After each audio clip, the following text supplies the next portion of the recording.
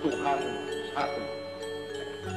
Dan kepercayaan kepada Tuhan yang satu inilah, tauhid inilah, yang menjadi api yang berkobar-kobar menyala-nyala di dalam Quran itu.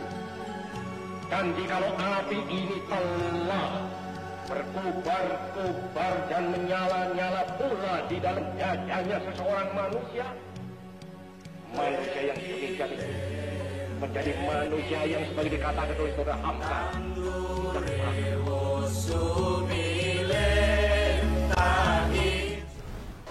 Assalamualaikum warahmatullahi wabarakatuh.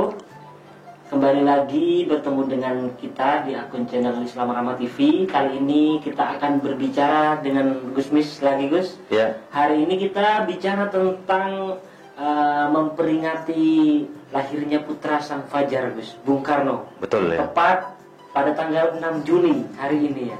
Ya. Nah, bagaimana kita akan berdiskusi tentang pemikiran keislaman Bung Karno. Ya. Islam Ramah selama 1 bulan terakhir ini, Gus, di bulan Ramadan bersama Gus Mis setiap hari mengaji pemikiran Islam Bung Karno. Tapi hari ini kita ingin tahu secara lebih komprehensif dalam waktu tidak ini, tetapi sesungguhnya bagaimana Bung Karno itu, Gus, keislaman Bung Karno itu. Ya, Bung Karno ya hari ini tanggal 6 Juni kita rayakan hari ulang tahun putra sang fajar Bung Karno.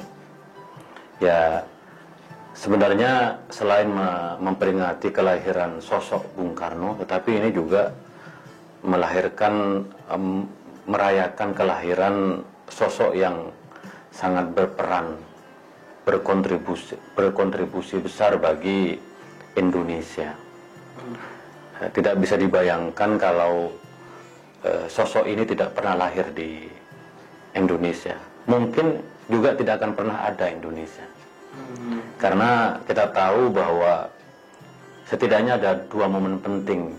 Tentu banyak momen yang lain yang perlu digarisbawahi. Ada 2 momen penting yang perlu diingat terus, bahwa apa makna dibalik kelahiran putra sang fajar itu. Yang pertama adalah kelahiran Indonesia. Yaitu kemerdekaan kita 17 Agustus 1945. Bung Karno kita tahu sebagai bapak proklamator bersama Bung Hatta. Jadi dengan jiwa patriotismenya, Bung Karno menggelorakan pentingnya kemerdekaan. Itulah yang menginspirasi kita semua, bahwa Bung Karno berjasa besar bagi Indonesia, bagi kelahiran dan kemerdekaan Indonesia. Yang kedua, kita tahu bahwa ideologi dan dasar negara kita adalah Pancasila. Kita melihat banyak di media sosial ada upaya-upaya mendistorsi sejarah. Dan kita harus ingat bahwa pidato Pancasila 1 Juni 1945 itu adalah merupakan inspirasi bagi lahirnya Pancasila. Sehingga pada tanggal 18 Agustus 1945 itu kita rayakan sebagai hari lahirnya Pancasila. Jadi setidaknya 2 momen penting ini menjadi berharga untuk kita mendiskusikan kembali sosok Bung Karno, sosok putra sang fajar yang tentu banyak memberikan kontribusi dan inspirasi bagi kita semua. Nah, tentu bagi kita dari kalangan Nahdien, ya kita mengirimkan Al-Fatihah, membacakan tahlil kepada Bung Karno. Mudah-mudahan kita bisa mewarisi api perjuangannya. Ini, Gus, Bung Karno itu tidak hanya dikenal sebagai seorang proklamator bangsa, pendiri bangsa, tapi Bung Karno juga dikenal sebagai pejuang Islam. Iya. Nah, tapi ini banyak nih masyarakat yang belum tahu apa sesungguhnya kontribusi Bung Karno. Nah, Bung Karno itu belajar Islam di mana sih, Gus, pertama, Gus? Sejak kapan? Itu kan perlu tahu, Gus, gimana, Gus? Saya jelaskan semua di kanal YouTube Islam Ramah tentang ngaji pemikiran keislaman Bung Karno. Ya. Nah, Bung Karno itu mendapatkan gelar pahlawan Islam. dan kemerdekaan dari para pemimpin dunia Islam pada Konferensi Islam Asia Afrika tahun 65. Di Bandung. Bukan, di Jakarta. Oh, yang di Jakarta ya? Konferensi Asia Afrika tahun 55, Konferensi Islam, ada dua lagi. Konferensi Islam Asia Afrika tahun 65. Itu di Gelora Bung Karno, para pemimpin dunia memberikan gelar pahlawan Islam. Nah, jadi Bung Karno bukan hanya imam besar, ini pahlawan Islam. Kenapa? Saya pribadi, Bung Karno cocok mendapat gelar imam besar ya. Nah, Bung Karno mendapatkan gelar pahlawan Islam karena menginspirasi dunia Islam untuk meraih kemerdekaannya. Maka kalau kita lihat hampir di seluruh dunia Islam nama Bung Karno harum namanya. Misalnya kalau kita ke Saudi memperkenalkan dari mana Indonesia, Soekarno.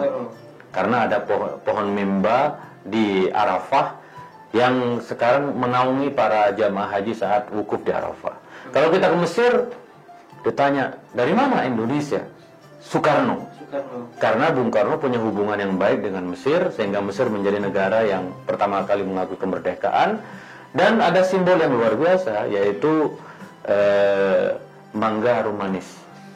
Apa itu, Gus? Mangga harum manis Bung Karno dulu membawa ketika berkunjung ke Mesir.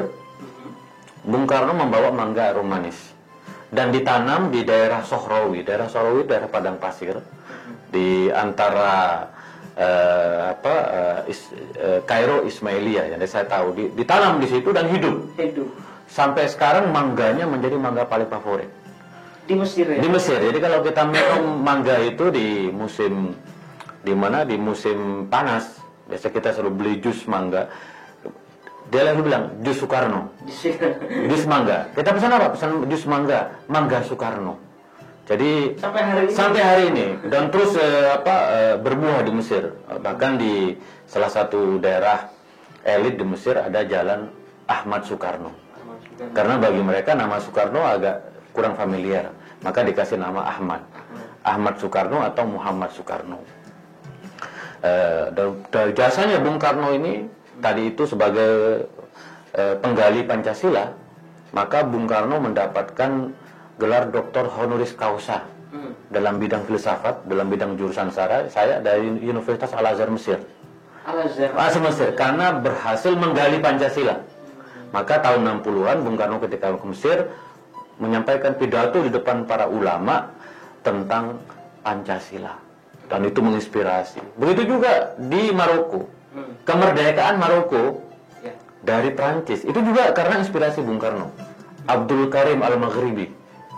Itu kemana Bung Karno jalan ke Timur Tengah, Abdul Karim itu selalu nanya. Langsung terbang dan bertemu dengan Bung Karno, menginspirasi perjuangan kemerdekaan dunia Islam. Nah, dari mana Bung Karno belajar Islam ini? Nah, orang banyak bertanya. Ya sebenarnya Bung Karno belajar Islam sejak masih muda.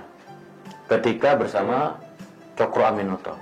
Kita tahu Cokro Aminoto menurut Bung Karno adalah perintis kemerdekaan. Umur berapa, Gus, kira-kira? Masih sangat muda ya. Sangat muda. Seusia ada mengatakan sekitar range-nya 20-30 tahun. Masih muda ya. Masih muda, belajar tentang bagaimana visi sosialisme dalam Islam, visi keadilan sosial dalam Islam. Dan Cokro Aminoto berpesan kepada Bung Karno, kamu nanti harus terlibat dalam gerakan kebangkitan nasional dan mewujudkan kemerdekaan Indonesia. Nah, dilalahnya ramalan Cokro Aminoto ini betul-betul terwujud. Bung Karno menjadi bapak proklamator dan penggali Pancasila. Nah, sejak kecil belajar keislaman. Lalu Bung Karno ketika masih muda kayak kita, mungkin usia-usia 20 tahunan ya, Bung Karno mendengarkan ceramah-ceramah Ki Ahmad Dahlan di Surabaya. Pendiri Muhammadiyah.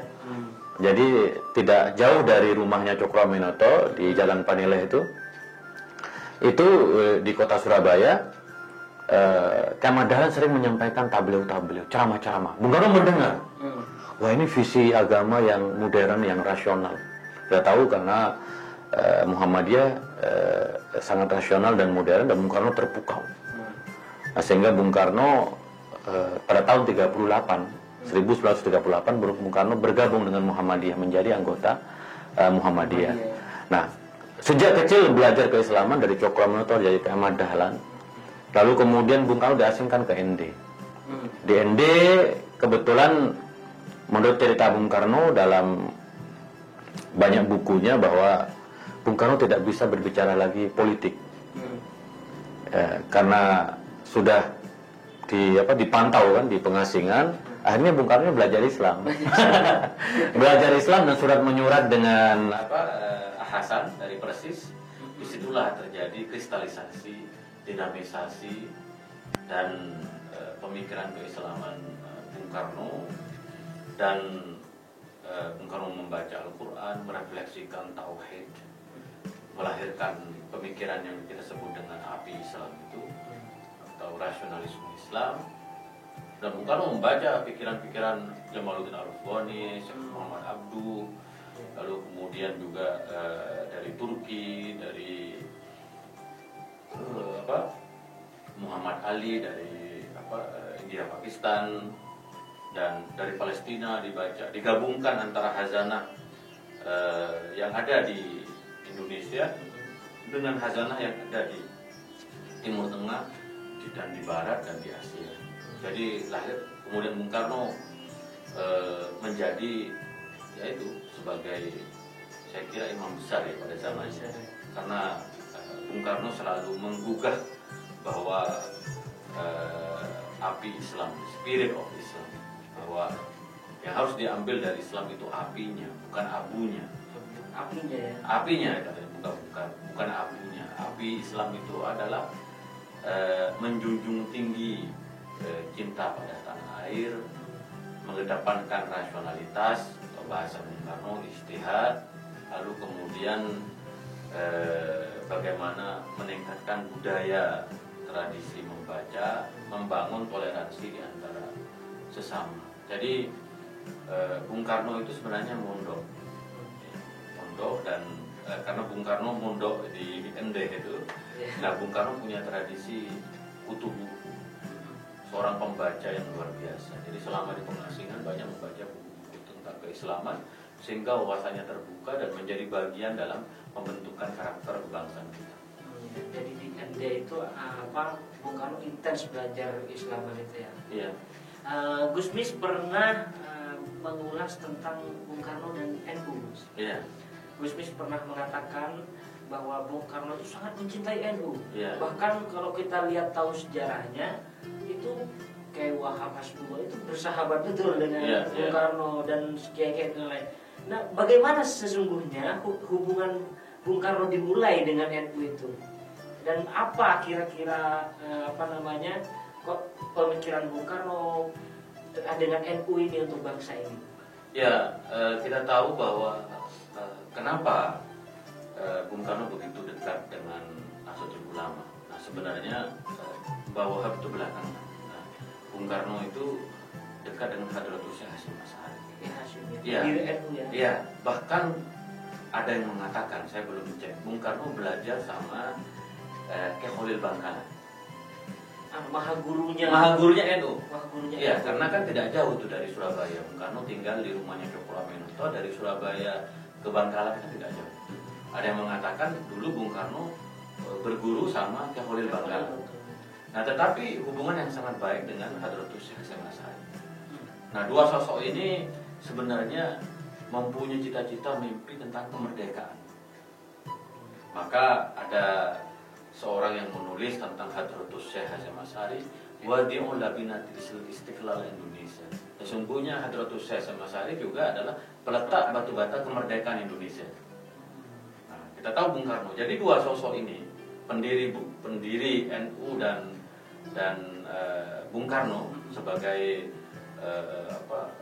pemimpin besar revolusi, bapak nasionalis ya.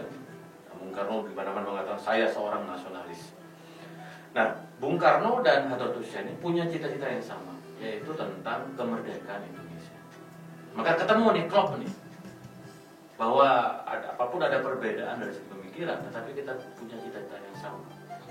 Maka ketika Bung Karno mengatakan bahwa saya cinta sekali pada NU, Bung Karno mengatakan dimanapun NU melakukan muktamar saya akan datang. Maka Menteri Agama diberikan Bung Karno kepada NU. Maka kalau ada presiden nggak ngasih menteri agama itu kualat itu, karena memang itu sejarahnya.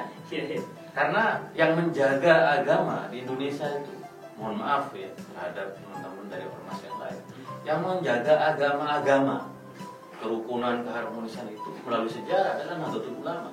Karena Nahdlatul Ulama tahu betul bagaimana Indonesia ini dibangun. Indonesia ini dibangun satu untuk semua, semua untuk semua, bukan hanya untuk satu kelompok. Maka sedih sekali kalau ada pemimpin tidak paham sejarah bangsanya. Nah, Bung Karno selalu mengatakan, kenapa Bung Karno begitu dekat dengan NU? Karena 3 alasan. Pertama, karena NU mempunyai kesadaran keislaman yang kokoh. Kita tahu bahwa Bung Karno paham betul bahwa kita Muslim harus punya kesadaran keislaman yang kokoh. Dalam artian tidak cukup hanya menjadi seorang Muslim, tapi harus belajar sejarah, harus belajar hasanah keislamannya, harus belajar sejarah bangsanya sendiri, harus belajar sejarah bangsa-bangsa yang lain, yaitu bangunnya peradaban. Nah, Bung Karno tahu betul bahwa NU punya pesantren, ya, NU punya kiai-kiai yang cinta, NU punya paham keislaman yang kokoh.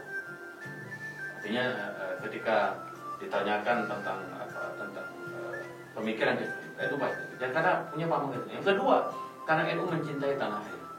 Tidak pernah selalu mendengar hubul watan minal iman. Mencintai tanah air bagian dari iman.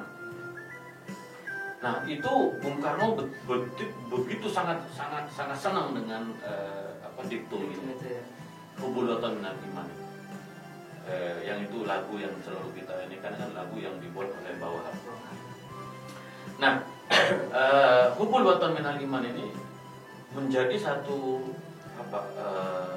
prinsip pemikiran yang Bung Karno selalu bawa di mana-mana sejak tahun 30-an.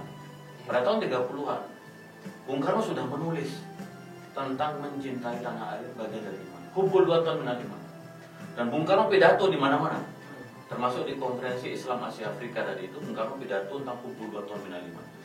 Di Al-Azhar juga Bung Karno bicara hubul watan minal iman, mencintai tanah air bagian dari iman. Jadi Bung Karno cinta kepada NU karena NU istiqomah, konsisten, memperkuat, mendorong kepada visi kebangsaan, mencintai tanah air bagian dari iman. Dulu pada tahun 40-an anak-anak Muhammadiyah juga sama, mempunyai satu gairah yang besar pada hubul watan minal iman. Nah, apa yang terjadi? Yang terjadi dikritik oleh para kaum tua Muhammadiyah. Kalau NU memang sudah sama semua. Ya. Jadi, karena visi hubul watan minal iman itu dari Hadratus Syekh Hasyim Asy'ari. Ya. Jadi diterjemahkan ke bawah. Jadi Muhammadiyah masih terjadi konflik. Tapi Kiai Haji Mas Mansur mendukung Bung Karno. Jadi itu karena kebangsaan. Dan yang ketiga kata Bung Karno, saya cinta kepada NU karena NU punya visi keadilan sosial. Keadilan sosial. Kenapa? Karena warga NU itu warga orang miskin, minal fuqara wal masakin. Maka yang diperjuangkan oleh Kiai NU itu pada keadilan sosial. Bagaimana menciptakan, mewujudkan kesejahteraan. Dari sinilah kemudian begitu hubungan dekat, di samping tadi silaturahim dengan Hadratus Syekh, dengan P.W. Hasyim Hasbullah, lalu kemudian dengan Kiai Safuddin Zuhri, kayak Anwar Musaddad, kayak kita Khalid, semua sangat baik sekali. Dan kita tahu bahwa ini menjadi salah satu kekuatan negeri ini. Dan saya masih ingat Mbah Maimun Zubair menyampaikan kepada Presiden Jokowi, dan kebetulan saya mendampingi dalam salah satu kunjungannya tahun 2014. Mbah Maimun Zubair berpesan kepada Pak Jokowi, kalau Indonesia ini mau kokoh, NU dan nasionalis, pesantren dan nasionalis harus kompak, harus bersatu. Karena ini bersatu, rongrongan dari luar tidak akan bisa masuk. Kadrun-kadrun pun tidak akan kuat. Jadi maka visi tentang Bung Karno ini harus tetap kita jaga, kita langgengkan. Untuk apa? Untuk menjaga Indonesia untuk mewujudkan kemajuan Indonesia. Gus Mis tadi menjelaskan Bung Karno ini menginspirasi negara-negara Muslim di berbagai penjuru dunia ya. Nah, bagaimana kemudian kontribusi Bung Karno terhadap belantika pemikiran Islam, tradisi Islam di Indonesia yang sekarang dikenal moderat ini, Gus? Apa kontribusi Bung Karno terhadap Islam di Indonesia? Ya, kontribusi Bung Karno itu banyak sekali bagi keislaman Indonesia ya. Ya, diantaranya bahwa Islam dan nasionalisme di Indonesia itu berkait kelindan, saling mendukung. Jadi kita lihat yang kelompok Islam punya visi nasionalis, yang kelompok nasionalis juga mencintai kelompok Islam. Nah, ini tidak terjadi di dunia Islam. Di dunia Islam yang lain, di Timur Tengah, sampai sekarang Islam dan nasionalisme itu bentrok. Atau seperti itu di Turki, tidak saling sapa. Maka terjadi keterbelahan politik di Turki saat ini. Di Indonesia alhamdulillah tidak. Islam dan nasionalisme saling berkait kelindan di Indonesia. Dan ini menjadi salah satu karya terbesar Bung Karno. Karena kita tahu bahwa banyak orang yang salah paham ya, pidato 1 Juni 1945 yang Mengatakan bahwa ketuhanan yang di bawah itu, yang dikritik oleh beberapa orang yang nggak ngerti itu ya. Ya, Bung Karno itu mengatakan bahwa ketuhanan yang di bawah itu artinya adalah bahwa itu kuncinya bahwa negara ini akan kokoh kalau negara ini bertuhan. Ya, negara ini bertuhan. Selama ini negara ini bertuhan, maka negara ini kokoh. Kenapa? Karena agama-agama yang punya keyakinan tentang ketuhanan itu sudah ada dan tumbuh subur di negeri ini. Maka negara bertuhan, kata Bung Karno, itu adalah kita harus selalu mengingat rahmat Tuhan kepada negeri ini. Bayangkan dengan agama-agama dan aliran kepercayaan, mazhab dan denominasi dan kelompoknya, kita masih bersatu, ada Bhinneka Tunggal Ika. Maka kata Bung Karno, mari kita punya satu ketuhanan yang berkebudayaan. Memang itu di bagian akhir dari pidato 1 Juni.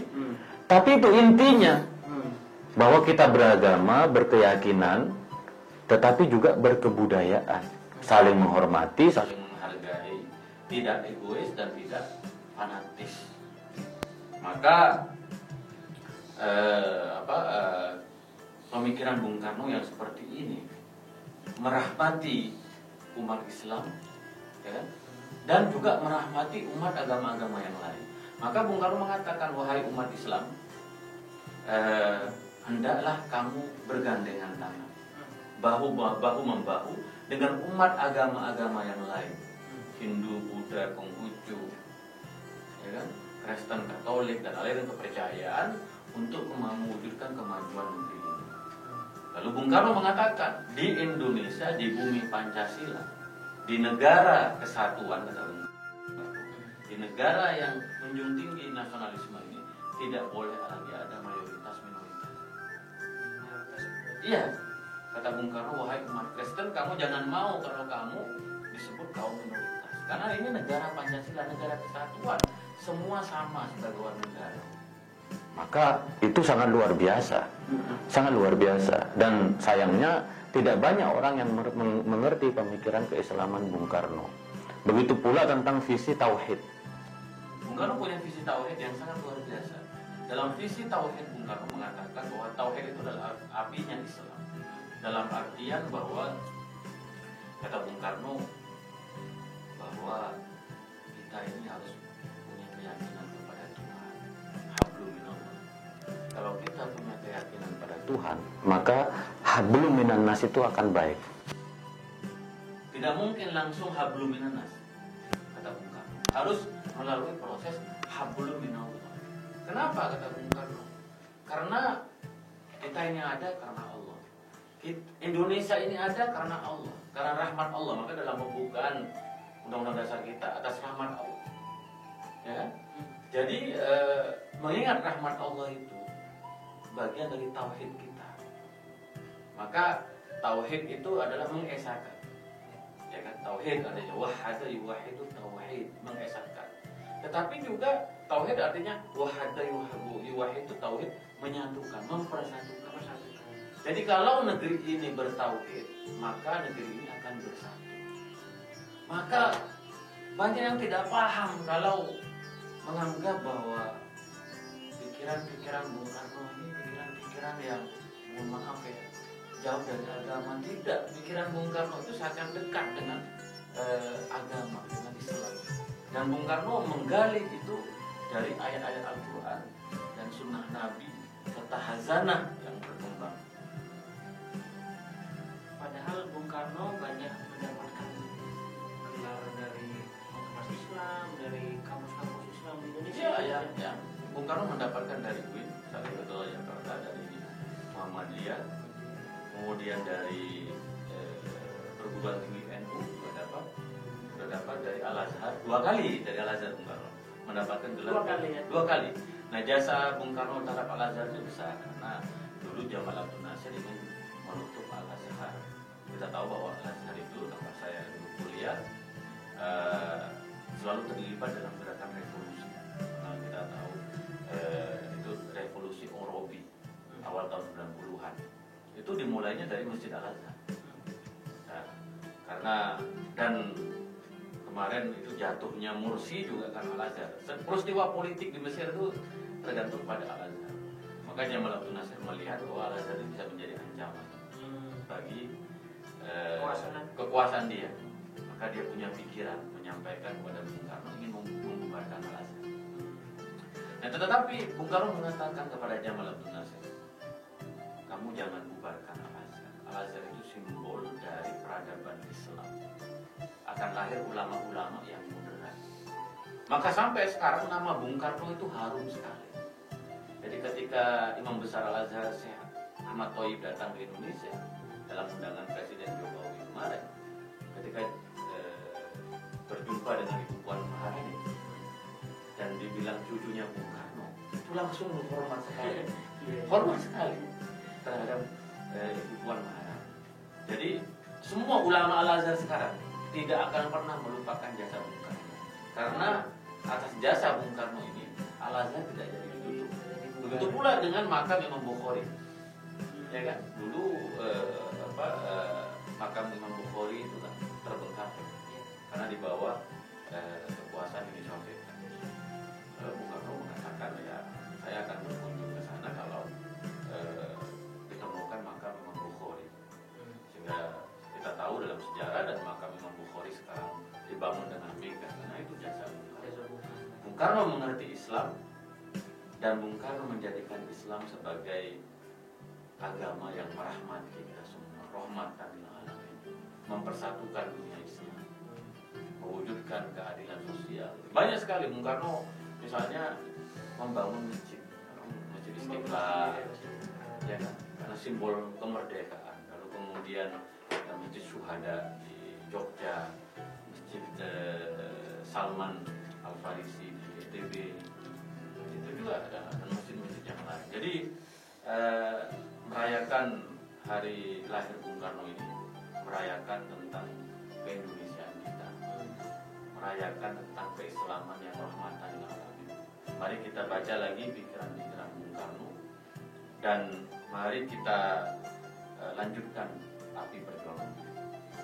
Ya, mungkin itu cukup Ya. pembahasan kita. Lama banyak sekali. Iya, kalau kita gali lebih jauh betul, ya. banyak sekali Ya. yang ini ya. Ya demikian sahabat Islam Ramah, perbincangan kami dengan Gus Mis tentang Bung Karno.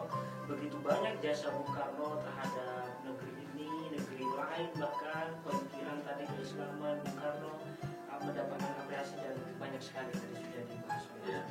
kami mengucapkan terima kasih Gus. Ya. Dan terima kasih juga bagi para sahabat Islam Ramah. Mungkin demikian dari saya. Mohon maaf apabila ada kata-kata yang tidak menyenangkan atau kurang enak. Demikian wallahul muwaffiq ila aqwamit thoriq. Wassalamualaikum warahmatullahi wabarakatuh.